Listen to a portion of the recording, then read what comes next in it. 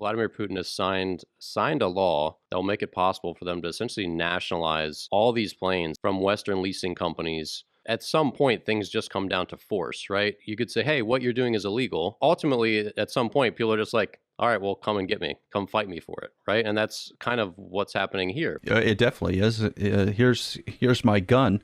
Would you like to come get your airplane? That's what's happened. You're listening to the Struck Podcast. I'm Dan Blewett. I'm Alan Hall. And here on Struck, we talk about everything aviation, aerospace engineering, and lightning protection.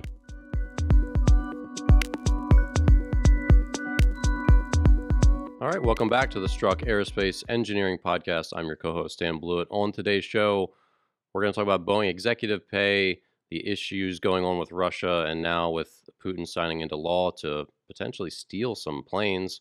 We'll talk about Joby, Volocopter, Lilium and their targets, and CityAirbus making some new moves, designating Spirit Air Systems to make their wings of their aircraft. So, Alan, let's jump in here. Obviously, Boeing has been an embattled company in the last couple of years. The Netflix documentary recently highlighting a lot of those woes. But yet, like CEO pay seems to do, they're continuing to churn out extremely high salaries for executives. Obviously, in the U.S., executive pay does not seem to be that tied to performance at times, right? There's even when companies are having terrible down years, CEOs are getting paid tens of millions of dollars. Alan, how do you feel about the compensation package for some of Boeing's top leadership that's kind of been reported on the news in the news cycle recently and kind of getting some raised eyebrows? Yeah, and the Seattle Times has been on top of the story more recently, and it gets into this atmosphere of, well, the CEO is making, let's just throw out some numbers, like $10 million this year, and then the janitor's making $30,000, and there's a disparity between the janitor and the CEO. And then also going the other way, which is to saying, well, Boeing didn't have a great year, so why do you pay the CEO a bunch of money? I don't know if either one of those arguments make any sense. To find some people capable of running a corporation at that level, there's only a handful of people who could even do it. And they're going to be expensive to keep engaged. If you don't pay them some sort of commensurate salary, they're going to walk. Or you're going to have maybe a lesser quality group of people at the top. So the board of directors has a lot to say, obviously, in CEO salary, and so does the stockholders. There's means to control that if they want to, and I think the board of directors at Boeing has been much more engaged in CEO salary and monitoring that situation and determining what really should be done. But I don't understand where the press is going when they make comparisons between people's salary. Let me give you the sports analogy. The Lakers pay LeBron James an incredible sum of money, but they probably don't pay the people who are selling popcorn there a lot of money. Does that mean anything about what we should be paying LeBron James? I don't think so, because there's only a couple of LeBron Jameses in the world, and there's probably a handful of people that can actually do that Boeing CEO job. Isn't there sort of I don't like using analogies, but there's a reasonable analogy of it's a skill set. I think the issue is when CEOs don't seem like the decisions they make matter as far as what they get paid. Like if you're going to get paid that much, I mean, obviously they can get fired after a couple of years, just like a professional athlete can, get sat on the bench, get released, get, all that. But it seems unclear when someone comes in, they get paid vast sums of money to run this company, and then they run into the ground, or they just do a rather awful job, or take it through a scandal, and then they just kind of leave with $40 million. It's like they're locked in. They don't seem to really, I don't know. And I'm not saying that's the example here with Boeing, but in general, that seems to be what are they getting paid for? Shouldn't they have a lower salary and much more heavily incentivized to actually do well? And you see this with athletes. I mean, to use that analogy, in their pre-contract years. So, in baseball, before they're about to hit their free agent year, they really want to play well, right? And then when they get that big contract the next year, there's significantly less incentive to play well. Obviously, they still want to do well. That's why they're at the top of their game, like their competitors. It doesn't just turn off, but there is definitely a difference, right? So I don't know. Do you get better performance out of a CEO if they have $1 million base pay and 10 million in incentives to really turn a company around? I would imagine that you would, rather than just here's 10 million, whatever happens, happens. That's a good point. But if the Lakers have a bad season, LeBron still gets all of his money. And in the baseball analogy, I think is really interesting just because in baseball, you can look at individual stats, like a pitcher can have individual stats, so the team can be terrible. But the pitcher can have a really great year. Right? So you're trying to break the person away from this other larger organization. Doesn't that still apply kind of at the CEO level, that we don't get to see the day-to-day activities of what the CEO is doing? Whether it has an effect on the greater team, you don't know yet, but because it takes 4 or 5 years, just like they give a new coach of a baseball team 4 or 5 years to sort of get things rolling and get in place before they see if that system is working. I think a CEO is in a very similar position. It's going to take a couple of years to, especially for a company as massive as Boeing or Airbus, it would take a couple of years to enact the accounting changes, quality changes, approach to business, approach to customers, before that can become enacted, where a board of directors can make any real decision on massively changing salary. But in the day-to-day, I think the board of directors is probably watching closer than ever before to see if they're making changes in the right direction. And we may not be able to see the consequences as an outside observer, but you would think that the board of directors, particularly at Boeing at the moment, would be much more hands-on and watching those things and expecting when they come to a board of directors meeting that they're going to hear some of the initiatives that are going on and kind of give a thumbs up, thumbs down to them, right? I mean, wouldn't you envision that happening? I agree with you that it does take time for a lot of these changes to take effect. Just like you said, with a sports manager, you can't turn around a losing team in a year, right? That just doesn't realistically happen. Same thing with a company. I think where it gets confusing is when you're giving like additional like stock options and additional awards like a year or two in, when the turnaround's not even close to coming to fruition. Like you have a team that's 50 and 100, and then the second year they're 60 and 100, and the manager gets a big pay bump and some big cash awards. Like that seems weird. Like maybe wait and those will vest when things actually start to get better. And obviously the overall optics on CEO pay is that why has CEO pay risen in such a disproportionate way compared to employee costs or employee salaries? That's where I don't have the numbers in front of me, but it's been gone from like 100 times the average employee, something like that, back in like the 70s, 80s, to well over 1,000 times. It's stuff like that where those numbers are probably wildly incorrect, but it's been a disproportionate growth rate. Sure. But I think if you looked at athlete salaries, I think you would see the same thing, particularly in baseball. If you look at single A baseball to Major League Baseball, there's a huge disparity such that maybe 1% of the players, 2% of the players are probably getting more than 50% of the salary, probably closer to 75, 80% of the salary in some cases, like a Bryce Harper. Right. So if that distribution exists in an open free market like baseball or basketball or even football, that same sort of organizational flow distribution is going to exist in business.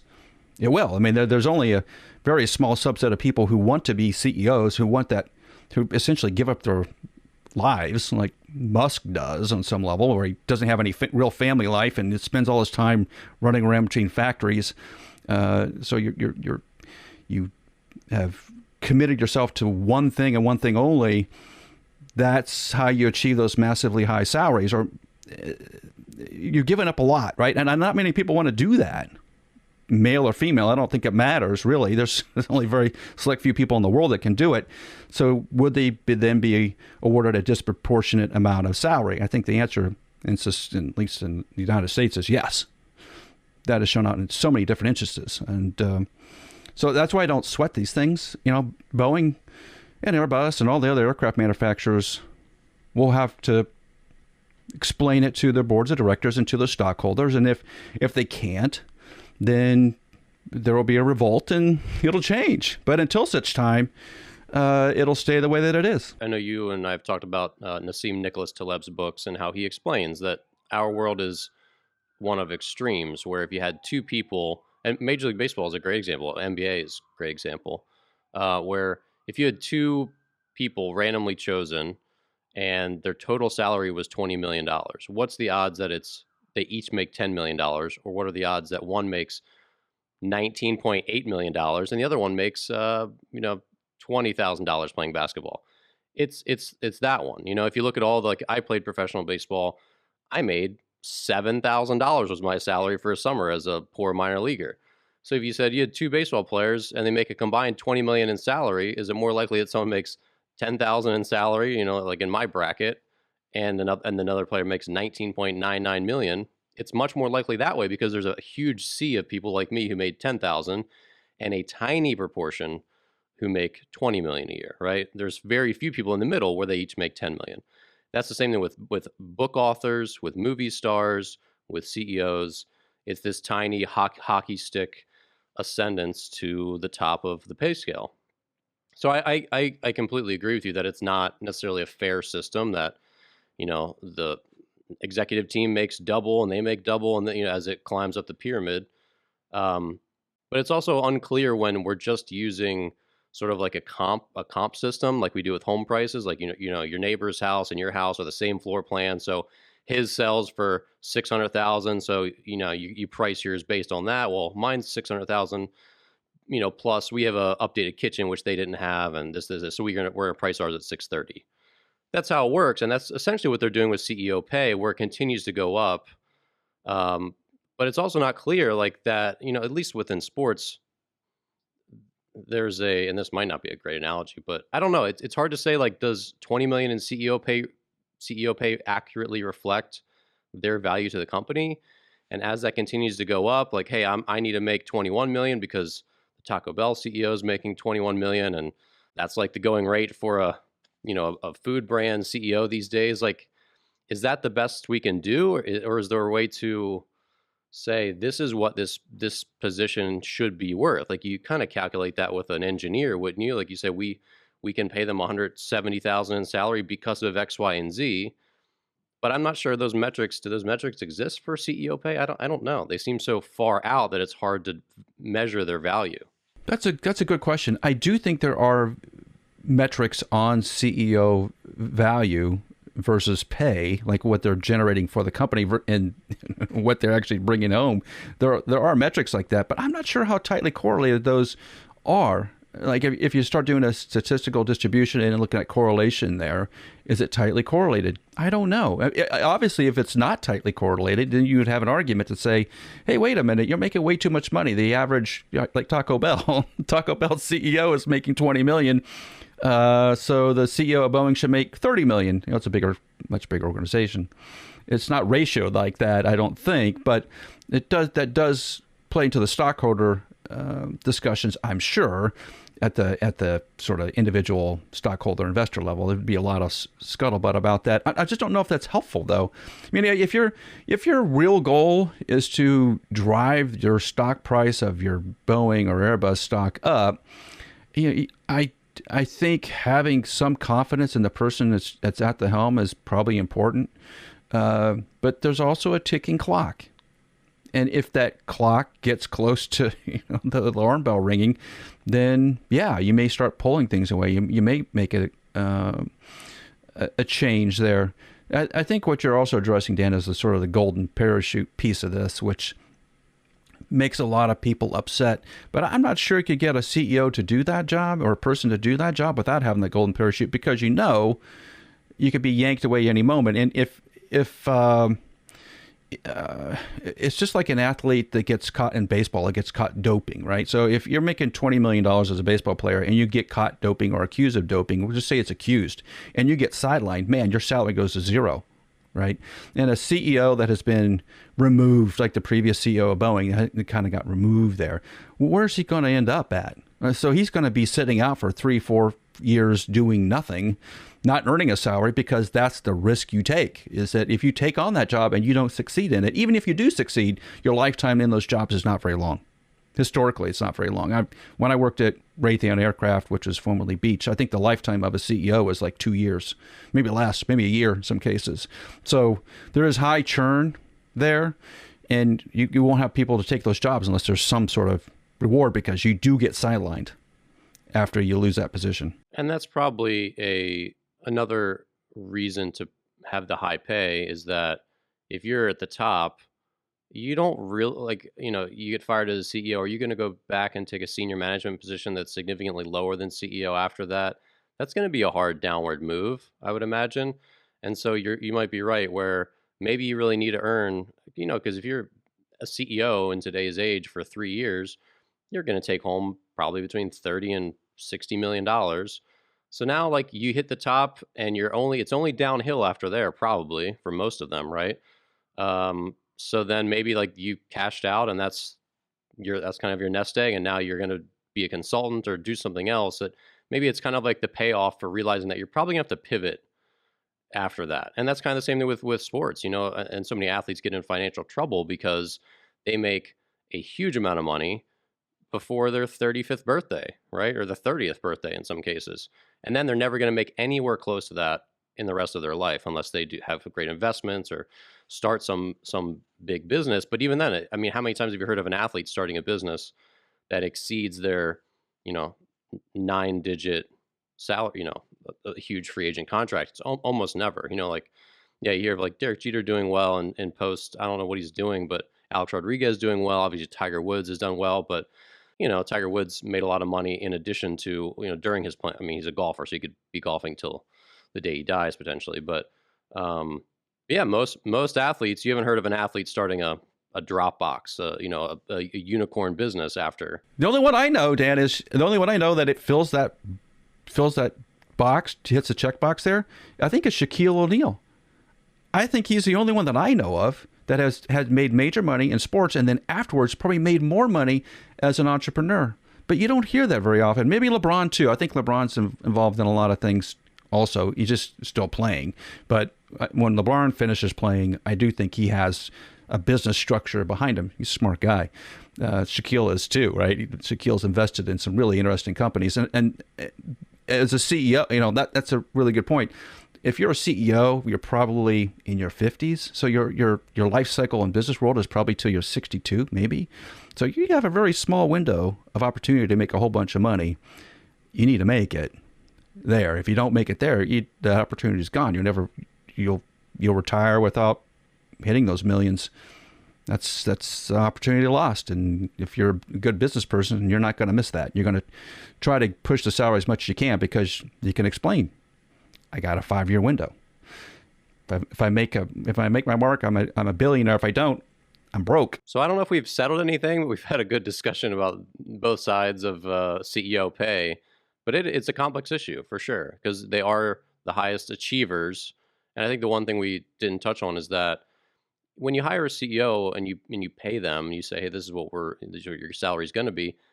You're paying for what they've done to become CEO, right? It's the same thing with a sports contract. You're paying them for what they've done in the past, hoping they'll do it in the future. So to say that, oh, you didn't earn your salary, like you earned it on the way up, right? That's essentially what you're doing.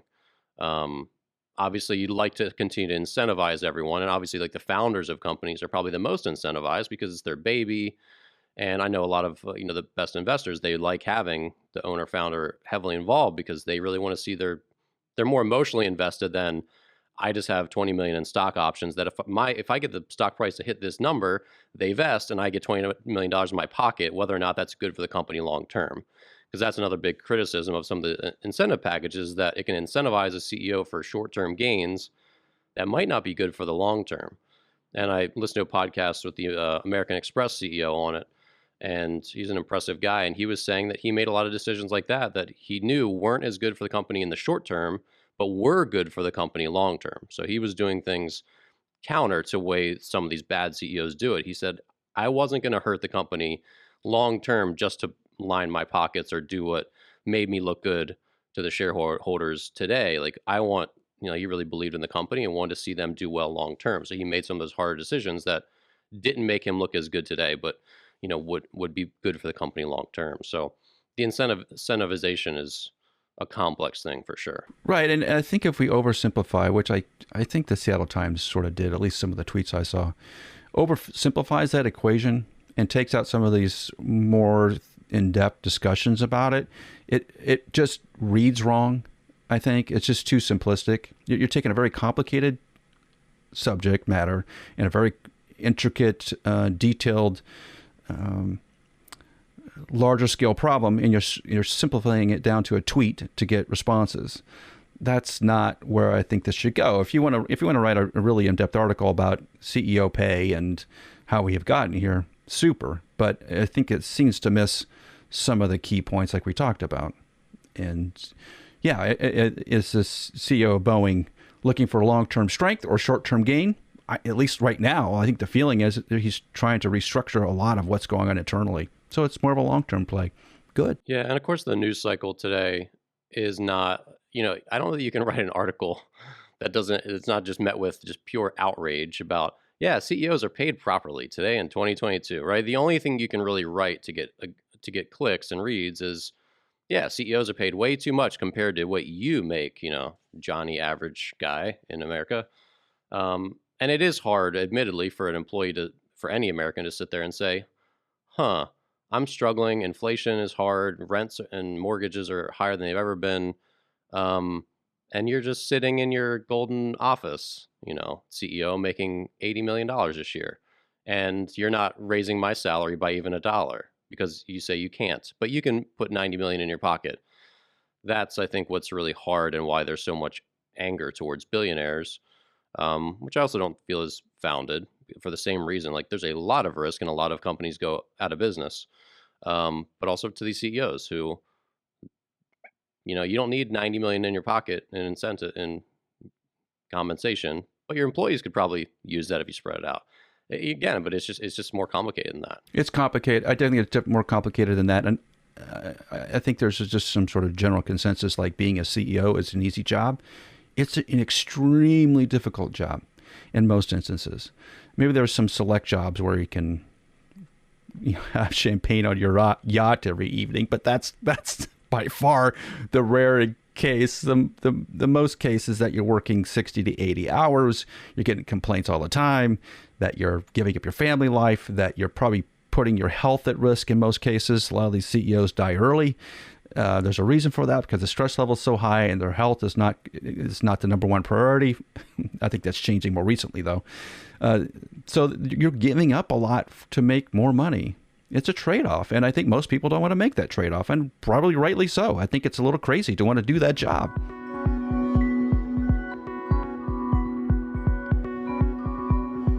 Well, moving on. So there's a report that Vladimir Putin has signed a law that will make it possible for them to essentially nationalize all these planes, which is apparently 500 plus of them and worth over 10 billion US dollars, from Western leasing companies, and who are obviously demanding these planes back. Like, hey, you've been sanctioned. Like, we want our planes back, and he's created this law that's saying they're essentially ours. Alan, is that how you interpret this? Yeah, they've just acquired all those aircraft, and once they hit Russian airspace, they are never coming back, and they have just been they're collateral for the state. I mean, this just gets back to the point where, in one of the things I found interesting about the news, and obviously this is the first war that I've lived through, I'm 36, it's just some of the language that we use, like when you talk about the word illegal or legal when, invading another country, ultimately, at some point, things just come down to force, right? You could say, hey, what you're doing is illegal. Well, if someone says, well, what are you going to do about it? You say, well, it's illegal. Well, like ultimately at some point, people are just like, all right, well, come and get me, come fight me for it. Right. And that's kind of what's happening here. Would you say? It definitely is. Here's my gun. Would you like to come get your airplane? That's what's happened. Yeah, that's where we're at. Yeah. And it's crazy because, you could sanction them, but ultimately, like you said, like someone's going to have to go back and get those planes if they want them. Doesn't matter. Well, you sue them, you take them to court, it doesn't matter. And that's what's really just found fascinating about this whole thing. I do think there's the possibility, although small, that some of those aircraft will sneak their way out of Russia. And the way that they'll do it is they'll make massive payoffs to pilots and mechanics and to get in that aircraft, fuel it up, pay off all the ground crew to shut up, pay off some air traffic controllers to shut up, and get an airplane, fly it at 1,000 feet above the ground, and get it the heck out of there. If they really, really want it, that's what will happen. And as much as Russia wants to be a communist society, a significant portion of it is still a black market society, and we'll take the cash and we'll do it. I think there will be a couple examples of that. Whether we'll hear about them or not, I don't know. And whether Russia will take the initiative to try to shoot those planes down out of the air is yet to be determined. That's your downside risk, right? Is that Russia just says, that's a stolen plane. It's been overtaken by a Ukrainian. He's going to fly it into Moscow and hit the KGB headquarters. So therefore, we're going to shoot it out of the air. None of which is true, by the way. But that gives Russia some cover to shoot an airplane, especially an Airbus or a Boeing airplane, out of the air. If they do that, though, I mean, at this point, there's so many different negative consequences for this because the sanctions from Europe and the United States are having clearly an economic impact on Russia, but it plays when you start to acquire assets that are not yours and then create quote unquote legislation, whatever that's worth, to then say we're never going to give these airplanes back. Well, the chances of you buying an airplane again are zero unless you're going to buy it from China. But I think China would also worry about it, too. Why would they not worry about it? They should. Because if they can do it to Airbus, they can sure as heck do it to China. There's no upside for Russia in this. And if this war were to end tomorrow, there would be a 5 to 10 year effect, a little bit of a hangover, I'll call it, of companies unwilling to do business in Russia just for this reason. So even though Russia could have got those airplanes back, and it sounds like they were bringing back super yachts and all kinds of expensive assets back into Russia or away from European and U.S. influence, that you could have done that and not got on television and signed a piece of paper and effectively had get to the same result. So it doesn't make, why is Putin poking Europe? Why? I understand the whole Ukraine thing. Maybe it's not going so well, so this is part of that to sort of make it look like he's in a stronger position politically than maybe he is. But the end result is the Russian leadership keeps pushing itself further and further out. Well, there's no return. I thought a week ago there would have been a return. Now I'm not thinking there's going to be a return. If they do settle out, the leadership in Russia is going to change, and I'm not sure that's a great situation either. But if they're not making it easy, Dan, does this make any sense? Like, why does this thing keep escalating so quickly, and how are you ever going to walk it back? Yeah, it's a big question whether or not it gets so big that countries want to try to reclaim those planes. It's like all these big companies are like, "Hey, government, we've lost a lot of money. We're going to lose a lot of jobs. Like, can you do anything? Can we get these back?" But does that mean going to war? It just seems like at this point Putin doesn't want to relinquish any amount of control and just to keep just punching. So. Yeah, it's crazy to think about that. You could have a successful plane leasing company, and now you're in serious trouble, or you might be going under. I'm sure we'll probably see some companies go under for this. It's very possible, but some of these leasing companies are massive in size, and the number of airplanes we're talking about is probably not enough to disrupt the overall aircraft market. There may be sole leasing companies that get in trouble here, but I think if even 5 years ago, if you're leasing aircraft to Russia, you always have to wonder about the Putin effect and whether that was going to come and bite you or not. And most companies are pretty realistic. Management's pretty realistic about the scenarios there. So they would have hedged their bets somehow, like insured the planes against an acquisition like this, just to protect the downside risk. I wonder if it's the insurance companies are the ones that are going to get hammered.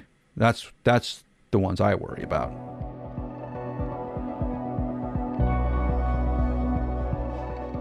So moving on to our eVTOL segment, Alan, let's talk about Joby first. So the NTSB has gotten their report out. I don't know, is this the conclusive, like final report? We've seen some pretty detailed crash reports. This just seems like a little kind of summary, but it sounds like they had a component failure. So take us through this a little bit. What have we learned so far? Almost nothing, actually, and obviously Joby has pictures and video of the crash from inside and outside of the aircraft. That they must. That's how the way they were flying it autonomously. They must have all that information. That would go to the NTSB, obviously, to review. And I think they made an SEC declaration about that crash, and the word was component. We had a component failure. The discussion on the engineering world was the component a wing or a propeller or a piece of electronics, right? Those are hugely different things in terms of the consequence for the company. If it's something structural like a wing or an aerodynamic issue, something that really gets to the heart of the aircraft design, those are massively big setbacks in terms of trying to correct. Because now you got to figure out what was the root cause. Does the change you make actually fix it? Do you hold all production line assemblies that you're in right now? Do you have to modify aircraft? They're already sort of halfway built. There's a lot of consequences here. In the latest press release from Joby, which I think happened today or yesterday, had to do with they were going after their Part 135 like charter operator license, and that they're progressing right along with their charter operator license from the FAA. Yeah, okay, that's a good press release, but what are you going to fly? They're talking about having a Part 135 operator's license in 2024, but you just crashed an airplane in the beginning of 2022. This would be really difficult to get to certification by 2024 if you have a major structural failure.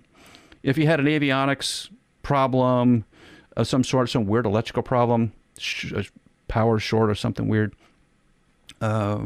maybe not so much, but boy, to me, this whole thing starts to get really, the PR and it's not good. I think that's the problem. You would like to see confidence coming from Joby, like here's the problem, here's the solution, this is how we're moving forward, this is our timeline to certification, this is how we're adjusting the schedule, this is the engineers we're bringing on staff to try to correct this problem or to determine what's going on. None of that is visible right now, which I understand if you're a software company in Silicon Valley, that makes infinite sense. Facebook never talks about its problems. Neither does Google, right? But in the automotive and aviation world, I think you have to. I think you have to own up to what's going on just so you build confidence. Because the longer you let society dream up what a component failure is, the more serious it becomes, because the faster you respond to it, it seems like it's less serious. Does that make sense? Like if Joby come out and say, oh, we had a crash, but we had this flaky component, we kind of knew it, and we're really pushing the envelope, and something broke, and like, okay. But we're not, right? We're just sort of radio silence. That just makes everybody's imagination start to think about something that's really life-altering for that program. Does that make sense, Dan? Yeah, I mean, in communication, this is a chief issue with text messaging is that when you, especially in like the dating world, right? You text someone and you say something and they don't, you're responding in a, back and forth time, and then you say something and then it goes hours and you're like, oh God, wait, did I offend him? Did I offend her? What did I say? Let me backtrack. And you just start to ruminate and think, what could they possibly be thinking? Oh, what have I done? And then, oh yeah, sorry, I had to run to a doctor's appointment. Oh, okay. Like, I mean, people do it all the time. Or, someone says, call me, I need to talk to you. And you're like, oh God, car accident.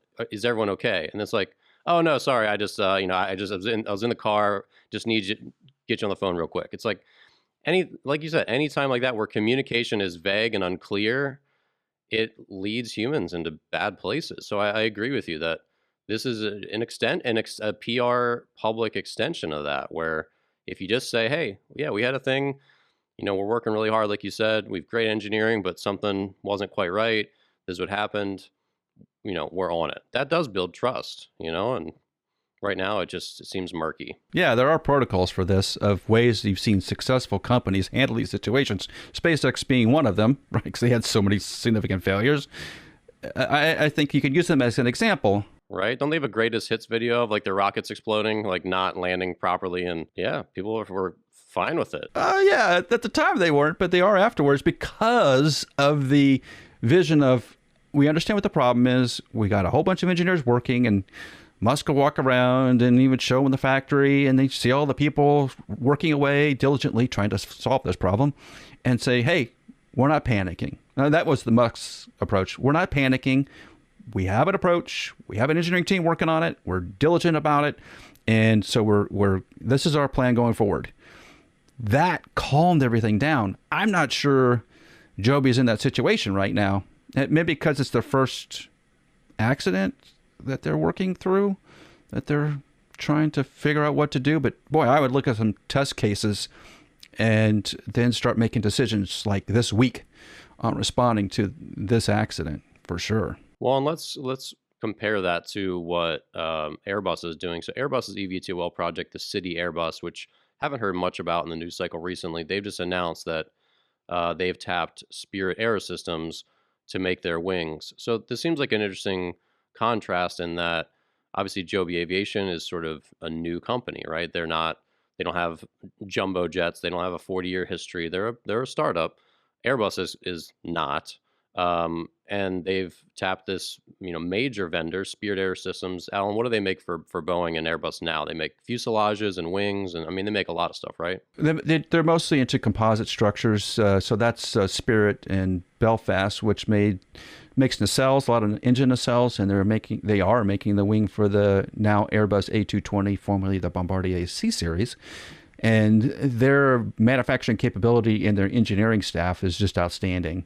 And what Airbus is looking to do on an eVTOL is cut weight smartly, get right to a group of engineers that understands how to manage weight in a composite structure and yet make it manufacturable. There's not many groups on the planet that can do that as well, in my opinion, as the group in Belfast can. So Airbus has picked a really smart pathway here because it's in their sweet spot. Like if you talk about the sweet spot for Belfast, this is it. They will crush this as a project because it's not massively big. It's something that they're kind of doing already with the A220, and they have all this technology there.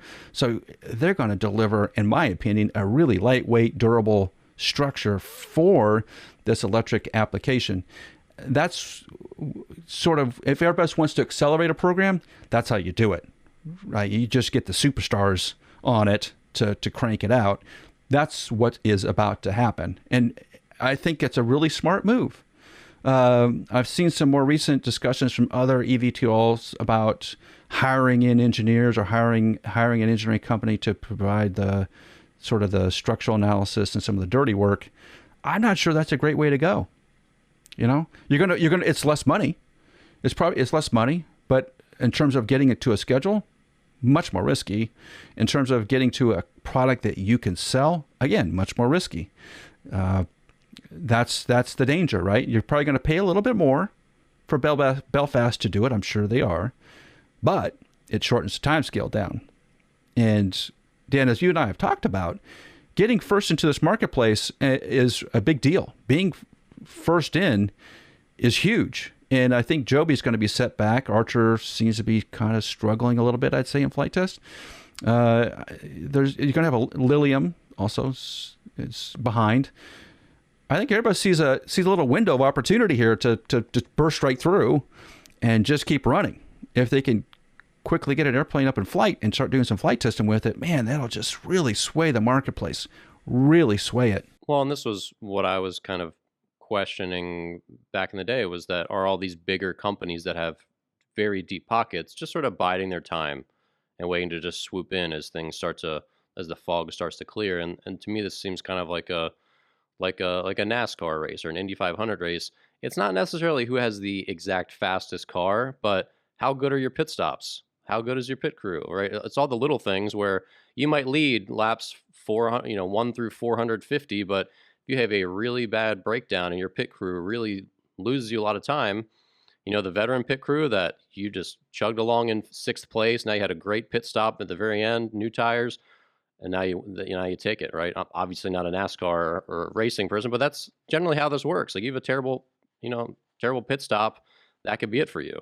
So it seems like you said, this might cost them a little more, but the fact that Spirit Air Systems has so much experience in this, that this is an easy task perhaps for them. I don't know if that's the right term to use, but it's well within their experience, obviously.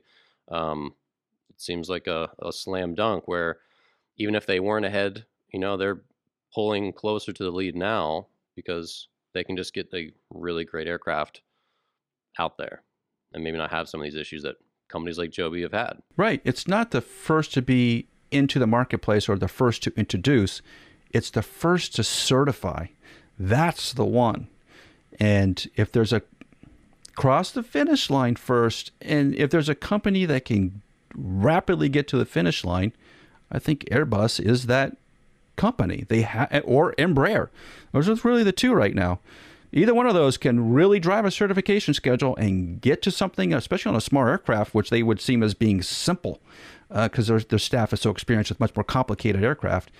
This would seem like an easy task for them. So they could envision a shortened certification timeline and realistically stick to it, which just would blow everybody else out of the water, I think. So you get, the Archers and Jobys have to be really careful that if Airbus wants to push down on the accelerator pedal, they can, and they have the staff to do it. So if they want to get really serious about it, that program schedule gets compressed massively. And then we're flying around on Airbuses. And if you're Uber or any of these other companies that wants to get into this aspect of ride hailing, Airbus just says, hey, what's up, guys? We got the only certified craft. You want it? They're like, yep, we do. So, all right, how many you want? Here's the price. Do you want to negotiate, or do you just want to go ahead and ink that right now? So, yeah, it's a big deal to be first in to certification whenever that starts to happen. Totally. It's the game changer. It always is. All right. Well, that's going to do it for this week's episode of the Struck Aerospace Engineering Podcast. Thanks so much for listening. Be sure to subscribe and share the show with a friend. Obviously, you'll find us on iTunes, Spotify, YouTube, Stitcher, and please leave us a review. It always helps the show grow. So thanks again, and we will see you here next week on Struck. Strike Tape, WeatherGuard Lightning Tech's proprietary lightning protection for radomes, provides unmatched durability for years to come. If you need help with your radome lightning protection, reach out to us at weatherguardaero.com. That's weatherguardaero.com.